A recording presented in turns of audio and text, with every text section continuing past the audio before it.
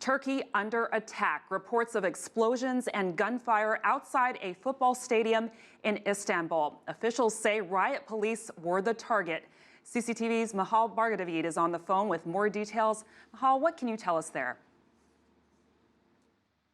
Well, there was a recent statement made by Turkish President Tayyip Erdogan, Francis. He said that there were casualties and a lot more people who were injured in this attack. So this is the first confirmation from an official that there are casualties. We do not know how many so far right now. There have been reports on media saying that there are about 13 people killed, but this is only speculation at this point. This has not been confirmed, but we do believe that there are going to be over 10 people killed in this attack, as we already have confirmation that there have been people killed in this attack by the Turkish president and with his confirmation. Now, this attack took place right after a football game. It was 1 hour after this football game had ended. It was two explosions outside the stadium, one near Park Omar, right outside the stadium. They believe that the one near the park was a suicide attack and the other one was a car bombing. There were a lot of riot police outside of the stadium. They were there to protect the fans from the two teams so that no trouble was going to take place after the game. So the attack took place right outside where a police vehicle was located, and the riot police were the target at that time.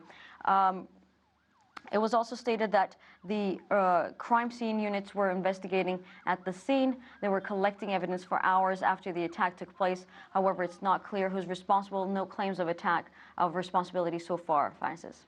Yeah, as you mentioned, there are no claims of responsibility, but we know that Turkey has been a victim of many attacks this year. Any suspects so far? Well, Francis, it's believed that the main suspects are going to be Islamic State or the PKK, which is the Kurdistan Workers' Party. Turkey has been fighting both groups over the past year especially.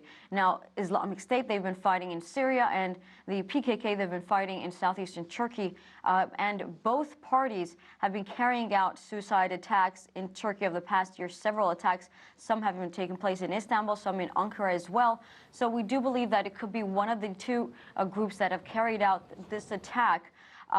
The target of the attack, now the method, of course, with car bombings of suicide attacks, both groups carry out and use these methods. But when it comes to the target, when we're looking at police especially or security forces, these are the targets that the PKK usually uses, the Kurdistan Workers' Party. So it is the possibility of the PKK seems a lot higher, but of course this is just speculation.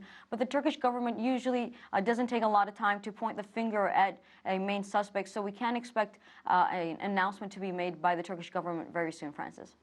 Mahal Bargadavid live in Istanbul for us. Thank you, Mahal.